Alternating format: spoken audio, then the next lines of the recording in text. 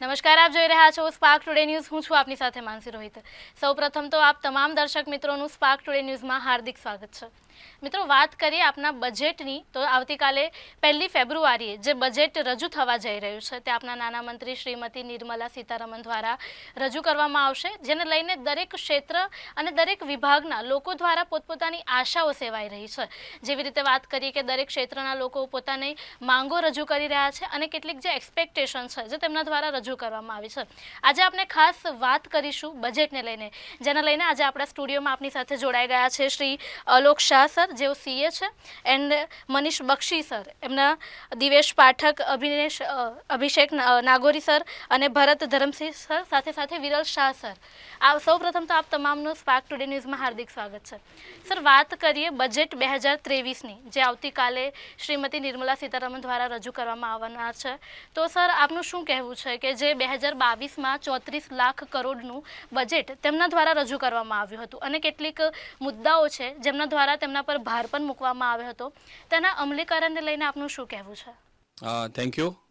પ્રથમ તો સ્પાર્ક ટુડેનો આભાર, અમને સૌને અહીંયા બોલાવ્યા. હું મનીષ બક્ષી, ચાર્ટર્ડ એકાઉન્ટન્ટ. જે વાત કરી એ પ્રમાણે 2023નું બજેટ એક અલગ અપેક્ષા, એક અલગ આશા અને એક અલગ ફેક્ટ જે છે એના ગ્રાઉન્ડ પર રજૂ થવા જઈ રહ્યું છે. એનો હું ખાલી 1 મિનિટમાં અંદાજ આપી પછી મારી જોડે જે બીજા એક્સપર્ટ પેનલિસ્ટ છે એ તમામ પોતાનો મત રજૂ કરશે. આ બજેટ જે રજૂ કરવા જઈ રહ્યું છે એ 2024ના આવનારા ચૂંટણી પહેલાંનું છેલ્લું બજેટ છે. એટલે સ્વાભાવિક છે ગવર્મેન્ટને ચૂંટણીલક્ષી પણ બજેટ આપવાની એક આશા હોય, અપેક્ષા હોય, અને સામે ખૂબ મોટો પડકાર છે નિર્મલા સીતારામન પાસે અને ગવર્મેન્ટ પાસે, કે જે વાત કરી કે ગ્રોથ એન્જિન ને એને સ્પીડ વધારીને આગળ લઈ જવાનું. જે વાત કરી એ પ્રમાણે પોઝિટિવલી જોવા જઈએ તો ખૂબ સારા સકારાત્મક પરિબળ આ બજેટની જોડે જોડાયેલા છે. છેલ્લા 9 મહિનામાં 1,40,000 કરોડ દર મહિને, month on month GST collection આવી રહ્યું છે. ખૂબ સકારાત્મક પરિબળ છે. ઇન્કમ ટેક્સની વાત કરીએ તો ડાયરેક્ટ ટેક્સ કલેક્શન 17મી માર્ચ 2022, 17મી ડિસેમ્બર 2022ના એડવાન્સ ટેક્સ પછીના રિપોર્ટ પ્રમાણે 25.9% વધારો છે. આ બંને ડાયરેક્ટ ટેક્સ અને ઇનડાયરેક્ટ ટેક્સની વાત કરીએ તો બંનેનો વધારો એ ઇકોનોમીના સુધારાનો વેગ દર્શાવે છે. એટલે આ બજેટ પાસે અપેક્ષા છે, સામાન્ય માનવીની અપેક્ષા છે, ઉદ્યોગકારોની અપેક્ષા છે, મહિલાઓની અપેક્ષા છે અને ખાસ કરીને યુવાનોની ખૂબ અપેક્ષા છે. તો એના વિશે આપણે આગળ ચર્ચા કરીએ.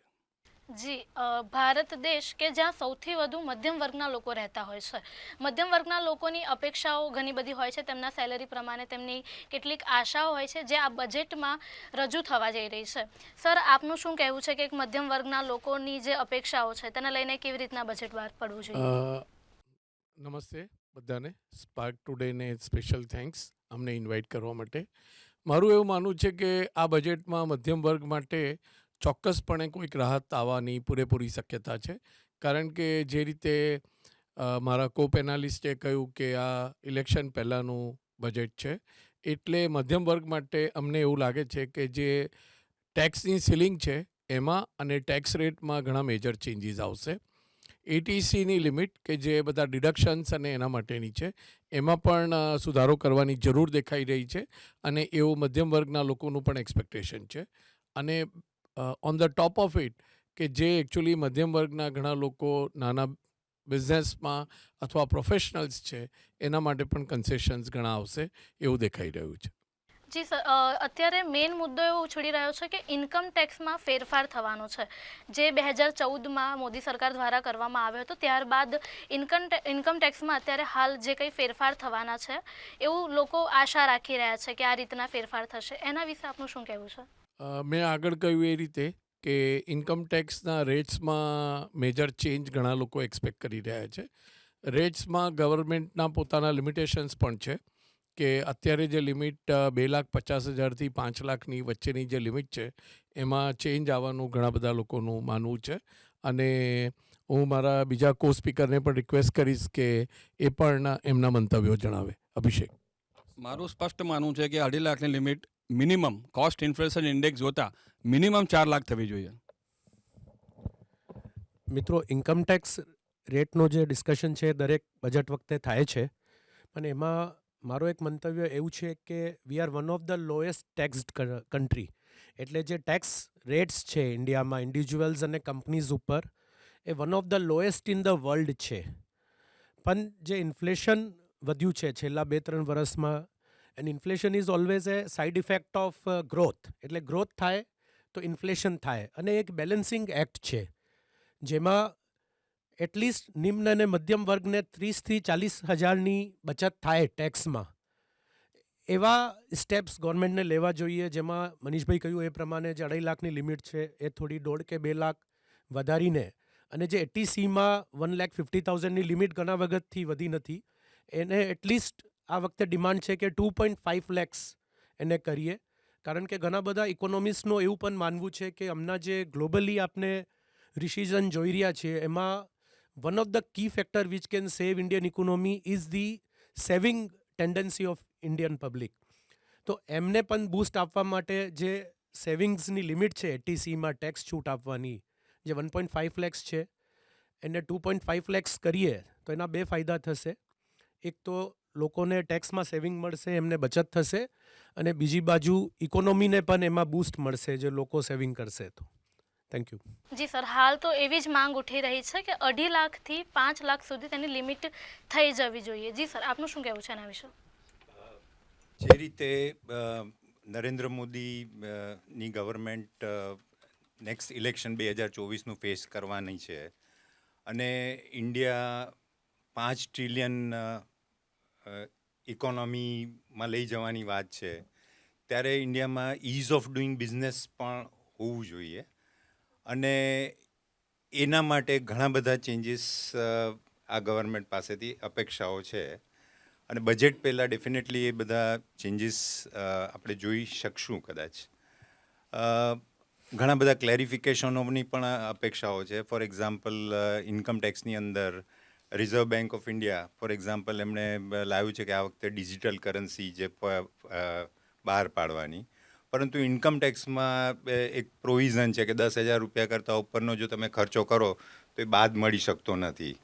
હવે આ જે ડિજિટલ કરન્સી છે એને તમે કેશ ગણશો કે એકાઉન્ટ પે ચેક ગણશો, કારણ કે એ બધા ક્લેરિફિકેશન નાના મોટા છે. જો એ બધા નહીં આવે તો એક લિટિગેશન્સના સ્કોપ વધતા જશે. તો એવા બધા ઘણા બધા ક્લેરિફિકેશન આ બજેટથી એક્સપેક્ટેડ છે. જી સર, હું આપની સાથે વાત કરવા માંગીશ કે આપ જીએસટી કન્સલ્ટન્ટ છો.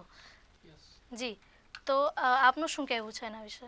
બસ આમ તો જીએસટી રિલેટેડ તો કાઉન્સિલ દર એવરી મિટિંગમાં એના ચેન્જીસ કરતી જ રહે છે, બટ બજેટમાં જે થ્રેશોલ્ડ લિમિટ પ્રોસિક્યુશનની છે એ ચેન્જ થાય. અધરવાઇઝ જે ડિક્રિમિનલાઇઝ છે, અમુક જે રૂલ્સ છે એમાં જે ડિક્રિમિનલાઇઝ કરવાના છે કે ભાઈ 3 પાર્ટ્સ છે કે ભાઈ ઓબ્સ્ટ્રેક્શન ઓફ પ્રિવેન્ટિંગ ધ ઓફિસર્સ. જ્યારે તમારી ત્યાં કોઈ રેડમાં આવ્યું હોય તો તમે એમને ઓબ્સ્ટ્રેક્ટ કરો તો એ ક્રિમિનલ અફેન્સ ગણવામાં આવે છે. તો એને ક્રિમિનલ ના ગણાય, કે it's not a criminal offence. Secondly છે કે ટેમ્પરિંગ ધ ડેટા એવિડન્સ, એને બી ક્રિમિનલ અફેન્સ ગણીને એ લોકો પ્રોસિક્યુશન લોન્ચ કરવાના હોય છે. અને થર્ડ છે failure to supply the information. તમે કોઈ ઇન્ફોર્મેશન ના આપો, it's not a criminal offence. એટલે આ એક 3 મેટર છે જે ડિક્રિમિનલાઇઝ કરવાની છે. એઝ ગુડ એઝ પ્રોસિક્યુશન જે છે 1 કરોડ 2 કરોડ, જે અત્યારે 5 વર્ષ થઈ ગયા જીએસટીને લાગુ પડે, અને 1-2 crore limits is too much short. એટલે એની પ્રોસિક્યુશન લોન્ચ કરવાની લિમિટ બી વધારવી જોઈએ. It's may be 5 crore to 20 crores may be good for the people, કારણ કે ઇન્ટેન્સલી કોઈએ આઈટીસી ખોટી લીધી ના હોય, પરચેસ કર્યું હોય, એ વેપારીમાં પ્રોબ્લેમ આવ્યો હોય, એના લીધે ગુડ્સ અને મટીરિયલ બંને આવ્યા હોય, ને ઇનવોઇસ ફેક નીકળ્યું હોય, તો એ જે બધા ઇસ્યુઝ છે એના રિલેટેડ આ બજેટમાં એ લોકોએ સ્ટેપ લેવા જોઈએ. જી ફેરફાર કરવા જોઈએ Yeah, એક રીતે step એવું કહી શકાય છે. આર્થિક તંત્રની વાત કરીએ તો આર્થિક તંત્ર રીતે કોરોના પછી કેટલાક લોકોની જોબ ગઈ છે, કેટલાક લોકોને એમાં બહુ નુકસાન વેઠવાનો વારો આવ્યો છે. તો કેટલાક લોકોને અત્યારે હાલ મોંઘવારી પણ એટલી જ વધી રહી છે. જેમ કે વાત કરીએ ગેસના સિલિન્ડરની તો 1100 સુધી તેનો ભાવ પહોંચી ગયો છે. વર્ષમાં 11,000 12,000 તેનું આપણને ચૂકવવું પડતો હોય છે, જેથી સામાન્ય વર્ગનો જે માણસ છે તેને આર્થિક રીતે બહુ નુકસાની અને બહુ હાલાકી વેઠવાનો વારો આવતો હોય છે. તો સર આપનું શું કહેવું છે કે મોંઘવારી અને આર્થિક તંત્રને લઈને બજેટમાં શું શું ફેરફાર થવા જોઈએ? સરકારની પરિસ્થિતિ એવી છે, દોરડા પર ચાલતા નટ જેવી. કારણ કે એક બાજુ કોસ્ટ બધી વધી રહી છે, ઇન્ટરનેશનલ કોસ્ટ પણ વધી રહી છે, અને એની સામે આ બેલેન્સ કરવાનું છે કે સરકાર એટલે કે પ્રજાને રાહત મળે. અને પેટ્રોલ અત્યારે એક રાહતની વાત એ છે કે પેટ્રોલના ભાવ એ કાબૂમાં છે. એટલે જે સરકારે એ ધ્યાનમાં લેવું જોઈએ કે જેના અત્યારે ભાવ કંટ્રોલમાં છે તો એને ધ્યાનમાં લઈને સામાન્ય પ્રજાને રાહત મળી શકે એવી જાતનું બજેટમાં સમાવેશ કરવો જોઈએ. જી સર આપનું શું કહેવું છે? એમાં ઇકોનોમીની દ્રષ્ટિએ વાત કરું તો પહેલાં તો જે રોજગારીની તકો માટે મેન્યુફેક્ચરિંગ ક્ષેત્રમાં આ વખતે ક્યાંક ને ક્યાંક કેપિટલ ઇન્ટેન્સિવ ઇન્ડસ્ટ્રી માટે જે રોકાણ કરી શકે સાહસિકો, ઉદ્યોગ સાહસિકો, એમને રોકાણ ઉપર કોઈ ઇન્વેસ્ટમેન્ટ એલાવન્સ કે એવો કોઈક પણ પ્રકારનો ક્યાંક વેટેડ એવરેજ બેનિફિટ મળે એવી પણ એક આશા ઇન્ડસ્ટ્રીયાલિસ્ટ તરફથી છે. એટલે એવી કોઈક પણ જાહેરાત થઈ શકે છે. બીજી વસ્તુ છે કે ઇન્ફ્રાસ્ટ્રક્ચર ક્ષેત્રમાં હાઉસિંગ, એફોર્ડેબલ હાઉસિંગ ક્ષેત્રથી રોજગારીની તકો વધે છે. એફોર્ડેબલ હાઉસિંગ ક્ષેત્રમાં જે કાર્પેટ એરિયાની સીલિંગ છે અને 45 લાખ રૂપીસની મોનેટરી સીલિંગ છે એ પણ સુધારો કરવાની જરૂર છે. અને એમાં જો સુધારો કરશે તો એફોર્ડેબલ હાઉસિંગનું કન્સ્ટ્રક્શન વધશે, કન્સ્ટ્રક્શન એક્ટિવિટી વધશે, લેબર ઇન્ટેન્સિવ ઇન્ડસ્ટ્રી છે ત્યાં આગળ પણ, એટલે એમાં પણ એમ્પ્લોયમેન્ટ વધશે. અને ત્રીજું ક્ષેત્ર છે જેમાં એમ્પ્લોયમેન્ટ વધારવાની છે એ છે સ્કિલ. એટલે સ્કિલ ઇન્ડિયા પર ખૂબ મોટો ભાર આ વખતે છેલ્લા 2 વર્ષથી મુકાઈ રહ્યો છે. અને આ બજેટમાં પણ સ્કિલ ઇન્ડિયા ડેવલપમેન્ટ માટે, યુવાનો માટે, ભારતમાં અત્યારે 47% વસ્તી 25 વર્ષથી ઓછા લોકોની છે. એટલે આપણે સૌથી યુવાન દેશ છે અત્યારે વર્લ્ડમાં. અને એનો ફાયદો આ નાણામંત્રી અને આ સરકાર કઈ રીતે લઈ અને સ્કિલ ડેવલપમેન્ટમાં કઈ રીતે ઇન્સેન્ટિવ આપી અને કેવી રીતે ત્યાં આગળ જોબ વધારી અને રિવર્સ બ્રેન ડ્રેન જે કહીએ એ કેવી રીતે ઇન્ડિયામાં રિવર્સ બ્રેન ડ્રેન કરી શકે છે એ પણ એક ખૂબ આશા સેવાઈ રહી છે. અને આપણને ચોક્કસ આશા છે કે ક્યાંક ને ક્યાંક આ બધા પ્રશ્નો નાણામંત્રી એમના બજેટમાં કાલે ચોક્કસ એનો ઉકેલ આપશે. જી સર, આપણે વાત કરી કે ભારત એક યુવા દેશ છે, અહીં સૌથી વધુ યુથ છે. યુથમાં રોજગારીની તકો જે મુદ્દો ગયા લાસ્ટ યરના બજેટમાં પણ લેવામાં આવ્યો હતો ને આ બજેટમાં પણ લેવામાં આવશે તેવી એક્સપેક્ટેશન રાખી રહ્યા છે. અને સાથે તમે વાત કરી કે સ્કિલ્સમાં મેઇન વસ્તુ આવે એજ્યુકેશન અને હાઉસિંગની પણ તમે વાત કરી. તો એજ્યુકેશન લોન અને હાઉસિંગના લોનમાં દરમાં પણ ઘટાડો વધારો થવો જોઈએ તેવું પણ આ બજેટમાં રજૂ થાય તેવી આશાઓ છે. અભિષેકભાઈ પણ આપણી જોડે ચાર્ટર્ડ એકાઉન્ટન્ટ છે, હું એમને પણ રિક્વેસ્ટ કરી કે એમના મંતવ્ય આના પર આપે. જી આપને જે ડિસ્કશન થયું છે એને આગળ વધારીએ તો જે સૌથી જ્વલંત મુદ્દો સામે આવે છે કે ભાઈ યુથની પોપ્યુલેશન આપની કન્ટ્રીમાં which is our asset also and it can become our liability also. એટલે જે જોબ ક્રિએશન છે યુથ માટે એના 2 બાજુ છે. એક બાજુ સ્કિલ ડેવલપમેન્ટની જે વાત થઈ, ગવર્મેન્ટ સ્કિલ ઇન્ડિયાનો જે પ્રોજેક્ટ લઈને ચાલી રહી છે. બીજી બાજુ જોબ ક્રિએશન. તો આપની ઇકોનોમીમાં highest job creation is done by MSME sector. તો એમને જે બૂસ્ટ મળે તો જોબ્સ ક્રિએટ થશે. અને એમએસએમઈ દર રિસિઝન વખતે ઇન્ડિયન ઇકોનોમીમાં કુશનનો, શોક એબ્ઝોર્બરનો કામ કર્યું છે અને હાઈએસ્ટ જોબ પણ એ ક્રિએટ કરે છે. તો એમને બૂસ્ટ આપવા માટે easy credit availability at lower interest rate, છેલ્લા 18 મહિનામાં ઇન્ટરેસ્ટ રેટ સતત વધી રહી છે. તો ક્રેડિટ અવેલેબિલિટી જે છે એ કોસ્ટલી થઈ છે એમએસએમઈ માટે. એના ઉપર ગવર્મેન્ટને કશું કરવું જોઈએ. અને બીજી બાજુ જે ઇમ્પોર્ટ્સ છે, steel our MSME is dependent on import of raw material. જે આપણે મેક ઇન ઇન્ડિયાને આગળ વધારવું હોય અને જોબ ક્રિએશનને બૂસ્ટ આપવું હોય તો રો મટીરિયલ ઇમ્પોર્ટ ચીપ થાય એના માટે કસ્ટમ ડ્યુટીઝના પણ ચેન્જીસ એ સાથે એમની સાથે એના સ્ટેપ્સ પણ લેવાય. તો જોબ ક્રિએશન ને જે આપનો યુથ છે એને એઝ એ એસેટ આપણે યુઝ કરી શકશું ટુ બૂસ્ટ ઇન્ડિયન ઇકોનોમી. અને જે ધરમસિંહ સાહેબ કહ્યું કે $5 ટ્રિલિયન ઇકોનોમી બાય 2030નો જે ટાર્ગેટ છે ગવર્મેન્ટનો, એ પણ જીડીપી વધશે, મેક ઇન ઇન્ડિયા સક્સેસફુલ થશે તો જ એ ટાર્ગેટ અચીવ થશે. અને ટાર્ગેટ ડોલરમાં છે એટલે ડોલરની રેટ વધી રહી છે, તો ઇન્ડિયન રૂપીઝમાં ટાર્ગેટ એ અપવર્ડ રિવિઝન થઈ રહ્યું છે. આપણે ઇન્ડિયન રૂપીઝમાં કેલ્ક્યુલેટ કરીએ તો $5 ટ્રિલિયનનો target is moving target due to increase in dollar rate. તો એક ઇમ્પોર્ટન્ટ આપણે હમણાં રિસેન્ટલી પણ સાંભળ્યું છે કે government is talking with several major economies to replace dollar as international exchange currency and to find some alternative. એ જો થશે તો ઇન્ડિયા ડેફિનેટલી વર્લ્ડનો નંબર 1 સુપર પાવર બની જશે. તો આપણે વેટ એન્ડ વોચ કરીએ. અને આજે તો અપેક્ષાઓ ડિસ્કસ કરીએ છીએ, કાલે હકીકત ડિસ્કસ થશે ફરીથી. તો થેન્ક યુ ધરમસિંહ સાહેબ. તમે જેમ વાત કરી કે રોજગારીના તકો કેવી રીતે ઉકેલાય, એના માટે આપણે ગુજરાતીઓ ઉદ્યોગમાં આપણે આગળ પડતા જ છીએ. અને સ્ટાર્ટઅપ કંપની જે આજકાલ ઇન્ડિયામાં નવા ફિલ્ડોમાં આવી રહી છે, એ લોકો પણ ખૂબ સારું કામ કરી રહ્યા છે. ડિફેન્સમાં પણ ખૂબ સારા સ્કોપ છે. અને મને એમ લાગે છે કે આ બધા ક્ષેત્રોને જો પ્રોત્સાહન મળે તો ઇન્ડિયન ઇકોનોમી એક પોતાની અલગ હાઇટ ઉપર પહોંચી શકે એવા પૂરા સંજોગો છે. ઇન્સ્ટિટ્યૂટ ઓફ ચાર્ટર્ડ એકાઉન્ટન્ટે પણ આના મેમોરેન્ડમ આપ્યું છે 257 પેજનું, અને ફિક્કીએ પણ આપ્યું છે. એમાં એક આંખે ઉડીને મુદ્દો જે છે તે એવી ડિમાન્ડ કરી છે, જે સ્કિલની વાત થઈ, કે સ્કિલ ડેવલપમેન્ટ ઇન્સેન્ટિવ વસ્તુ અલગ છે, પણ બેઝિક ગ્રાઉન્ડ લેવલ પર જે ટેકનિકલ ઇન્સ્ટિટ્યૂટમાં વિદ્યાર્થી ભણે, એ વિદ્યાર્થીને ભણવા માટેનો કોઈક ડોનેશન આપે તો એ 100% બાદ મળવું જોઈએ. ખૂબ સારો મુદ્દો મૂક્યો છે એસોસિએશન દ્વારા. હવે જોઈએ ક્યાં આગળ થાય છે. અને સ્ટાર્ટઅપની વાત કરી તો હકીકત પણ ગવર્મેન્ટ સામે જ છે કે લાસ્ટ યર ઇન્ડિયામાં 46 યુનિકોર્ન સ્ટાર્ટઅપ થયા અને એમાં 1 બિલિયન કરોડનું ઇન્વેસ્ટમેન્ટ આવ્યું. એ ચાઇનાથી પણ આપણે આગળ નીકળી ગયા છે. એટલે આ બધી હકીકત છે જે ધરમસિંહ સાહેબે કીધું એ પ્રમાણે. હવે ગવર્મેન્ટે આમાંથી આવતીકાલે આપણને ચોક્કસ આશા છે કે ક્યાંક ને ક્યાંક ઇન્સેન્ટિવ, ક્યાંક ને ક્યાંક આને વેગ મળે એવા સુધારા વધારા આવતીકાલે સૂચવે એવી આશા છે. મારા મંતવ્યમાં એક વધારાનું જે મને આશાનું કિરણ એક દેખાઈ રહ્યું છે કે ભારત દેશમાં જ્વેલરી ઉદ્યોગ, ગોલ્ડ અને સિલ્વર જ્વેલરી અને ડાયમંડ જ્વેલરીમાં we are one of the biggest exporter.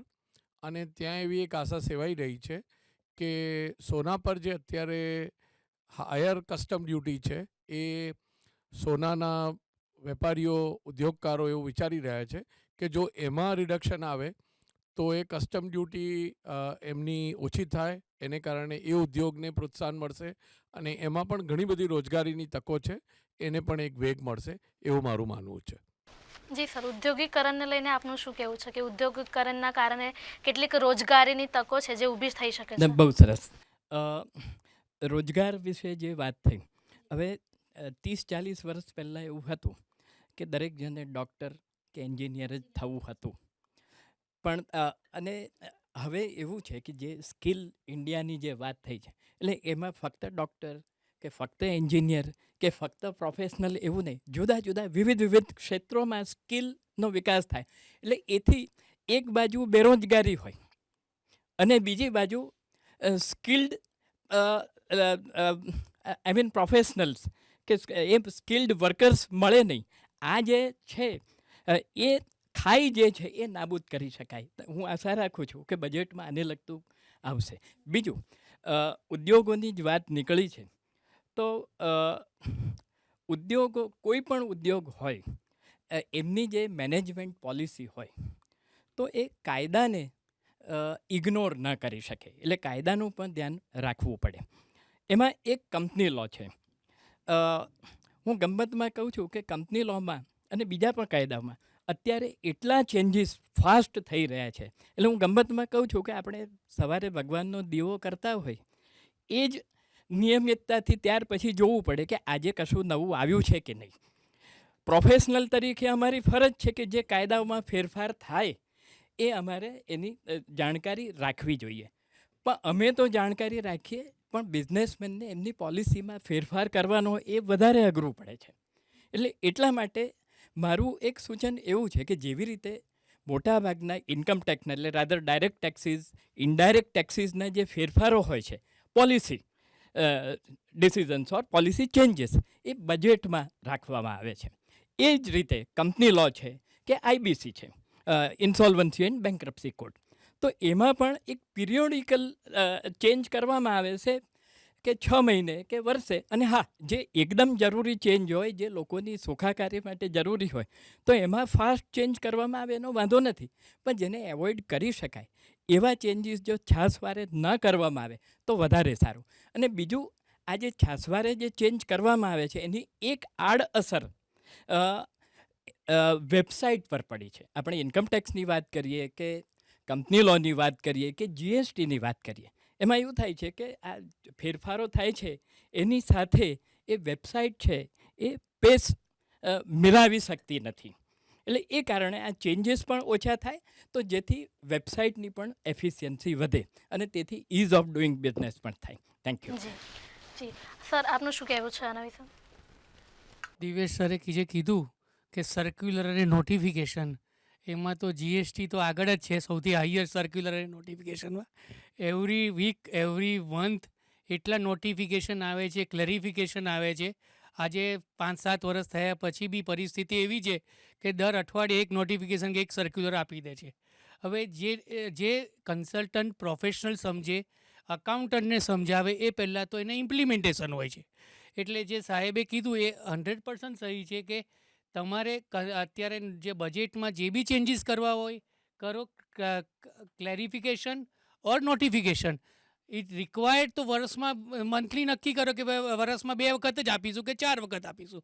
પણ છાસવારે તમે ક્લેરિફિકેશન નોટિફિકેશન આપીને તમે જેટલા ચેન્જીસ એક્ટમાં કરો, it is not a ease of doing business. On the contrary, એના લીધે કસ્ટમર્સ, પ્રોફેશનલ્સ અને અકાઉન્ટન્ટ્સ બધાને તકલીફ પડી રહી છે. એટલે particularly is of doing business માટે એક્ટમાં જ જે ચેન્જ કરવા હોય એ કરો. ઇટ્સ અ પરફેક્ટ ફ્રોમ દિવેશભાઈ જે કીધું એ પરફેક્ટ છે. જી સર, વાત કરીએ હેલ્થકેર સેન્ટરની. હેલ્થકેર સેન્ટરમાં જ્યારે કોરોના કાળ હતો ત્યારબાદ વધુ ખર્ચાળ બની ગયો છે એવું કહી શકાય છે. ત્યારબાદ હવે કોરોના હળવો તો થયો છે, પરંતુ હવે ફરી ભારતમાં તેનો પગ પેસારો જોવા મળી રહ્યો છે, જેના કારણે સામાન્ય નાગરિકોમાં પણ ચિંતાઓ ઘણી બધી વધી ગઈ છે. તો હેલ્થકેર સેન્ટરમાં શું ફેરફાર આવવો જોઈએ? જેમ કે તેના ખર્ચા બહુ વધારે છે અત્યારે, તો એનામાં દરમાં ઘટાડો થવો જોઈએ.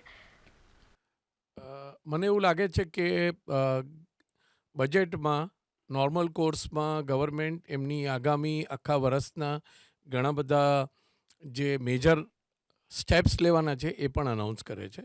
અને હેલ્થકેર સેક્ટરને લગતે તમે બહુ જ સરસ પ્રશ્ન કર્યો છે. આયુષ્યમાન યોજના ઓલરેડી ગવર્મેન્ટે લોન્ચ કરેલી છે, જે ઘણી સારી છે અને નિમ્ન વર્ગ અને મધ્યમ કક્ષાના લોકો માટે એ બહુ જ ઉપયોગી યોજના છે. પણ મને એવું લાગે છે કે ઇન્કમ ટેક્સ અને બીજા એક્ટની જો મારે એમાં કોમેન્ટ કરવી હોય તો જે સેક્શન 80Dમાં મેડિક્લેમ ઇન્સ્યોરન્સ પ્રીમિયમ છે એની લિમિટ પણ ઘણા વર્ષો પહેલાંની સેટ કરેલી છે. એમાં ગવર્મેન્ટ થોડું ઇન્ક્રીમેન્ટ આપવું જોઈએ. ઘણા બધા મેડિકલ ઇક્વિપમેન્ટ છે કે જે ઇમ્પોર્ટ થાય છે એની કસ્ટમ ડ્યુટી પણ ઘટાડી શકે છે. એટલે લોકોને જે મેડિકલ સેવાઓ જે મળે છે એમાં કેવી રીતે કોસ્ટ રિડક્શન થાય, એમાં કેવી રીતે લોકોને રાહત મળી શકે, એવા પગલાં લેવા માટે ગવર્મેન્ટ સ્પોન્સર્ડ જે સ્કીમો છે એનો વ્યાપ વધારવો પડશે. મેડિકલ ઇન્સ્યોરન્સમાં વધારે ને વધારે લોકો કવર થાય એવું એક વિચાર કરવો પડશે. અને લોંગ ટર્મમાં જે બીજા બધા ડેવલપ્ડ કન્ટ્રીઝમાં છે કે કમ્પ્લીટ મેડિકલ ફેસિલિટી છે એ ગવર્મેન્ટ રીઇમ્બર્સ કરે છે. આઈ થિંક આપણે એ દિશામાં ધીરે ધીરે આગળ વધવું પડશે, કારણ કે એનાથી એક લોકોને એવું એક એશ્યોરન્સ મળે છે કે મારી મુશ્કેલીના ટાઈમમાં મારી જ સરકાર મારા ટેક્સના પૈસા મને મેડિકલ ફેસિલિટીના રૂપે કે કોઈક બીજા રૂપે મારી સરકાર મને સપોર્ટ કરશે. અને આવા સુધારાઓ બજેટના થ્રુ આવે એ વધારે એટલા માટે જરૂરી છે કે ઇન્ડિયામાં અત્યારે જે ગવર્મેન્ટનું સ્પેન્ડિંગ છે, આયુષ્યમાન યોજના કે મા યોજના કે બધી સ્ટેટ ગવર્મેન્ટની યોજનાઓ સાથે હજુ 1%થી 2%ની વચ્ચે છે, જે વધીને મેડિકલમાં અને એજ્યુકેશનમાં આપણે વધારવાની જરૂર છે. એ એલોકેશન એવા સ્ટેપ્સ ગવર્મેન્ટ બજેટમાં અનાઉન્સ કરી શકે છે. એટલે મને એવું લાગે છે કે એવી આશા આપણે રાખવી જોઈએ કે એક સારું સ્ટેપ આ બજેટમાં પણ એના વિશે આવે. જી સર, આપનું શું કહેવું છે? હા, એટલે જે ચાર્ટર્ડ એકાઉન્ટ અલોકભાઈએ કીધું એ જ પ્રમાણે ઇન્કમ ટેક્સમાં સેક્શન 80D જે ખર્ચાળ થઈ છે મેડિકલ સેવાઓ એને માટે અત્યારે જે 25,000ની લિમિટ છે એ પણ કોસ્ટ ઇન્ફ્લેશન ઇન્ડેક્સ જોતાં 40,000 થી 50,000 થાય એવી એક આશા રાખી રહ્યા છે. અને સિનિયર સિટીઝન માટે 50,000ની લિમિટ છે, મર્યાદા છે, એને 70-75,000 કરવી જ જોઈએ. આ બે ઇન્કમ ટેક્સ એંગલથી. અને હું થોડોક ડિફર આપની જોડે પણ થઈશ કે કોરોના કાળથી આ એક જ ઇન્ડસ્ટ્રી એવી છે કે જેને કોઈ તકલીફ નથી પડી, એમને તો ઉલટો ફાયદો થયો છે. લેટ મી બી બ્લન્ટ. એટલે હવે જે વાત થઈ એ આ ઇન્ડસ્ટ્રીને બેનિફિટ આપવાની, ઇન્ડસ્ટ્રીને સ્ટિમ્યુલસ પેકેજ આપવાની મારા હિસાબે પર્સનલી કોઈ જરૂર નથી. જે અલોકભાઈએ વાત કરી એ પ્રમાણે નાગરિકોને આ સુવિધા સરળ અને સસ્તી જનરિક મેડિસિનના રૂપમાં કે સ્ટાન્ડર્ડાઇઝ કોસ્ટ જે ઇમ્પ્લાન્ટ, હમણાં થોડું ગવર્મેન્ટ એક્શન લઈ રહી છે કે જે ખર્ચાળ ઇમ્પ્લાન્ટ્સ છે એ ખર્ચાળ ઇમ્પ્લાન્ટ્સની કોસ્ટ ક્યાંક ને ક્યાંક એ લોકો સ્ટાન્ડર્ડાઇઝ કરી રહ્યા છે. એવા એક્શન લેવા જોઈએ કે જેથી કરીને જે આમ આદમી છે, સામાન્ય નાગરિક છે, એને માટે આ સેવાઓ ઉપલબ્ધ રહે, સારી, સરળ અને સસ્તી. આપણા ભારતના સંવિધાનમાં જે ફંડામેન્ટલ રાઇટ ટુ લાઈફ છે એમાં ગુડ હેલ્થ કેર અને ગુડ એજ્યુકેશન ઇઝ ઇન્ક્લુડેડ. એટલે એ તો નાગરિકોનો ફંડામેન્ટલ રાઇટ છે ગુડ હેલ્થ કેર. અને જે રીતે મનીષભાઈ સારી રીતે એક્સપ્લેન કર્યું કે health care sector actually was booming during Covid, which is private health care sector. અને public health care sector also supported public in a very good manner.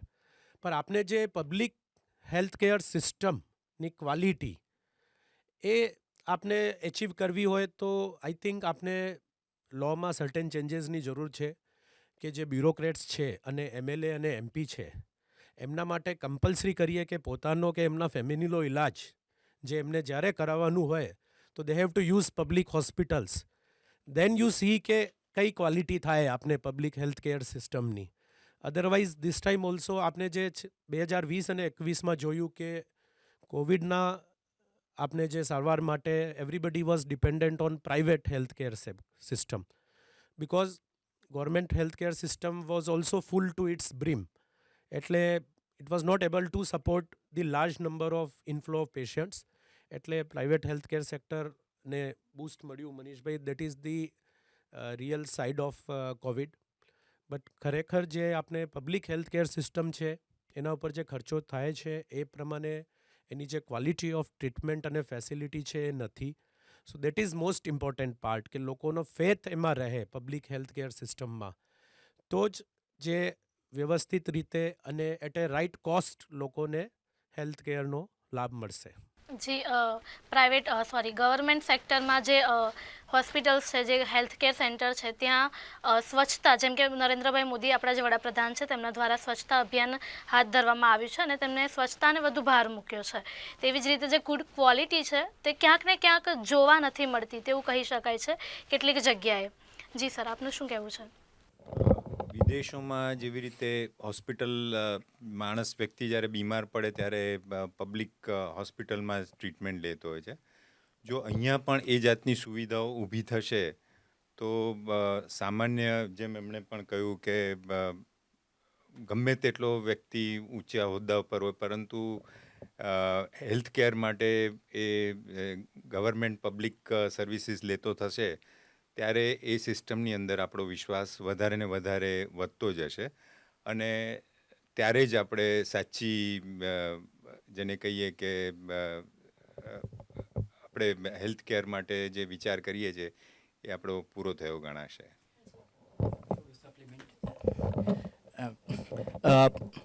Share બજારની વાત કરીએ, હું હેલ્થ કેર પર જ બોલું છું. શેર બજારની વાત કરીએ તો 35-40 વર્ષ પહેલાં ફિઝિકલ ટ્રેડિંગ થતું હતું અને ત્યાર પછી હવે ઓનલાઈન ટ્રેડિંગ થાય છે. ફિઝિકલ ટ્રેડિંગ જ્યારે થતું હતું એ વખતે બધાને બહુ એબનોર્મલ પ્રોફિટ થતો હતો અને એ રોકાણકારોને એટલે at the cost of investors I would say. પણ જ્યારથી આ ઇલેક્ટ્રોનિક ટ્રેડિંગ થયું છે ત્યારથી એમાં બહુ જ નિયમિતતા આવી છે. એવી જ રીતે હેલ્થકેરમાં પણ જો ડિજિટાઇઝેશન કરવામાં આવે તો યુનિફોર્મિટી પણ આવે અને લોકોને સસ્તા દરે પણ દવાઓ મળી શકે, સારવાર સારી રીતે થઈ શકે. જી, ડિજિટલાઇઝેશન જે મુદ્દો ગયા બજેટમાં પણ લેવામાં આવ્યો હતો ને આ બજેટમાં પણ એને ફરીથી એટલે લેવામાં એને આવે. સઘન હા, કરવાની સઘન કરવામાં આવે. જી, ખૂબ સર આપ. બસ સાહેબે કીધું એ પ્રમાણે કે ડિજિટલાઇઝેશન ઓફ હેલ્થકેર એક કાર્ડ બની જાય બધાનું, એમાંથી તમે ક્યાંક બી જાઓ તમારા બધાની હેલ્થના ડેટા સ્ટોર રહે ને ક્લાઉડ પરથી તમને બધા ડેટા, તમે કોઈ બી હોસ્પિટલમાં જાઓ તો તમારી ફાઇલ લઈને ના જવું પડે, એવી આપણી કે ભાઈ બજેટમાં આવું કંઈક પ્લાન મૂકે. જી સર, શું મેસેજ આપવા માંગશો આપ? જે બજેટ છે જેને લઈને જે મુદ્દાઓ રજૂ થવાના છે તેને લઈને આપ શું મેસેજ આપવા માંગશો? બસ જીએસટી રિલેટેડમાં મેસેજ એ છે કે ભાઈ એમએસટી સ્કીમ ડિક્લેર કરે. જી, એમએસટી સ્કીમમાં ડિક્લેર કરે, એમાં ફેક ઇન્વોઇસિંગ સિવાય બધાને બેનિફિટ આપે. ફેક ઇન્વોઇસિંગવાળાને કોઈ બેનિફિટ ના આપવો જોઈએ. બાકી બધા જે 5 વર્ષથી જે બી જેના રિટર્ન્સથી માંડીને ટેક્સ ભરવાથી માંડીને બધામાં જે છે એ પેનલ એક્શન કરી પેનલ એક્શન ના લે અને એમએસટી સ્કીમમાં બધાનો લાભ આપે, એવું અમારી ઈચ્છા છે જીએસટીમાં.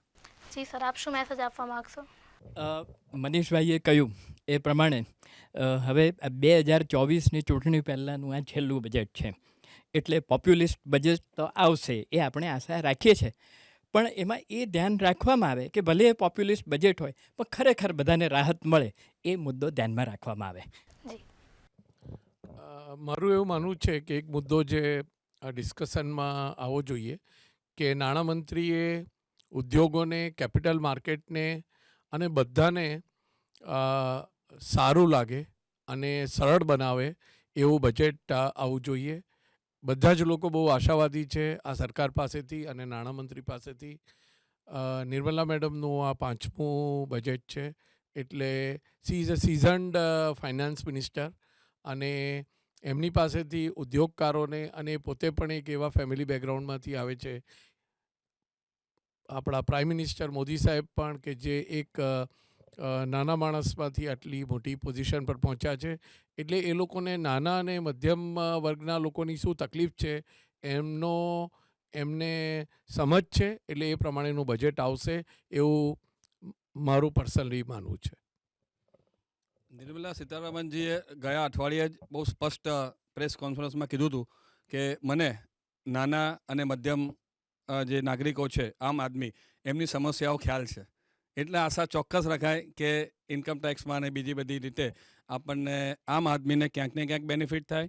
ઇલેક્શન આવી રહ્યું છે અને મેં તો 2021માં કીધું, દેવેશભાઈની જોડે જોડાઈશ, 2021માં કીધું હતું કે બજેટ 5 ટ્રિલિયન ઇકોનોમી તરફ જતું બજેટ છે. બજેટ પછીની અહીંયા જ ચર્ચામાં કીધું હતું.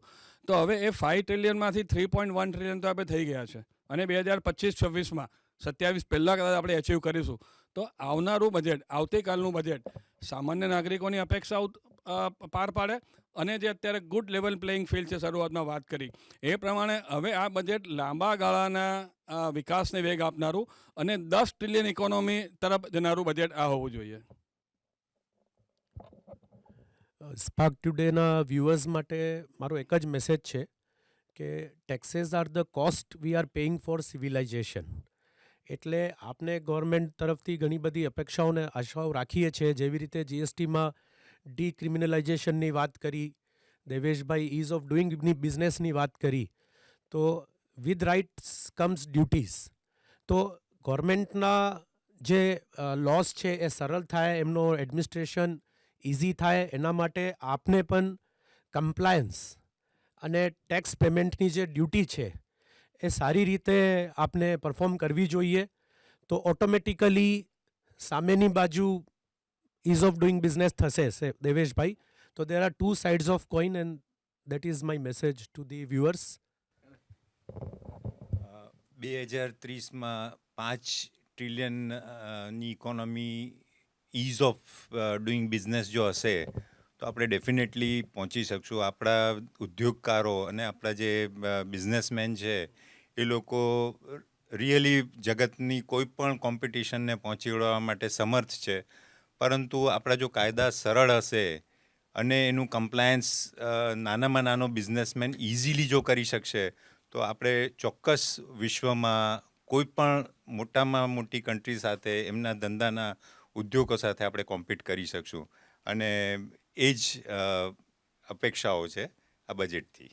જી સર, ખૂબ ખૂબ આભાર આપ તમામનો અમારી સાથે જોડાવા માટે. ને આપને ખૂબ ઉત્સુકતાપૂર્વક આવતીકાલના બજેટની રાહ જોઈ રહ્યા છે અને જે મુદ્દાઓની આપણે વાત કરી, જે ચર્ચા કરી, તે જરૂર આવતીકાલે બજેટમાં રજૂ થશે તેવી આશાઓ પણ સેવી રહ્યા છે. આવતીકાલે જે બજેટ બહાર પડવાનું છે તેને લઈને આપણે ફરી કાલે જોડાઈશું સ્પાર્ક ટુડે ન્યૂઝ સાથે. આપ તમામ દર્શક મિત્રોને વિનંતી છે કે આવતીકાલે 4:30 વાગ્યે અમે ફરી આપની સાથે બજેટને લઈને ખૂબ એક ખાસ ચર્ચા કરવા જઈ રહ્યા છે, તો આપ તમામ દર્શક મિત્રો અમારી સાથે જોડાજો.